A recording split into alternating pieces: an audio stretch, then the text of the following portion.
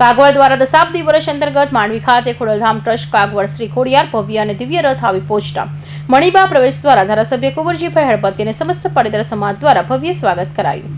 માંડવીનગર ખાતે આજરોજ સવારે 7 કલાકથી ખોડલધામ કાગવડ શ્રી ખોડિયાર ભવ્ય રથ આવી પહોંચતા ધારાસભ્ય કુંવરજીભાઈ હળપતિ તથા સમસ્ત પટેલ સમાજ દ્વારા ભવ્ય સ્વાગત કરી આરતી ઉતારવામાં આવી હતી. Shri Khodaldham cancer hospital and research institute અને સમાજના લાભાર્થે આ ખોડિયાર રથનું આયોજન કરવામાં આવ્યું છે. આ શોભાયાત્રા મણિબા પ્રવેશ દ્વારાથી આખા નગરમાં ડીજેના સથવારે કાઢવામાં આવી હતી. તેમાં માંડવીના નગરજનો દ્વારા ઠેર ઠેર પુષ્પો વર્ષા કરવામાં આવી હતી.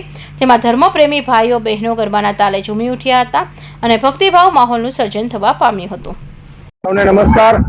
ખોડલધામ ટ્રસ્ટ કાગવડ દ્વારા આ રથનું આયોજન કરી અને માંડવીની પાવન ધરતી પર જ્યારે સવારમાં 7 વાગે રથ પધાર્યો છે તો માંડવીના ગ્રામજનો અને પૂરી જનતાએ એક ઉમળકાભેર સ્વાગત કર્યું છે.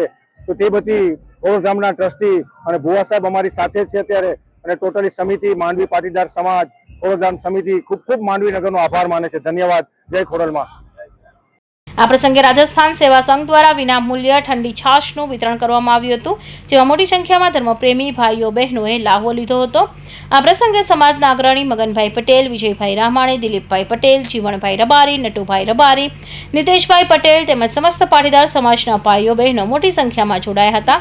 આ પ્રસંગે ભોજન પ્રસાદીનું સુંદર આયોજન કરવામાં આવ્યું હતું. અમીરસિંહ ચૌહાણ, માંડવી.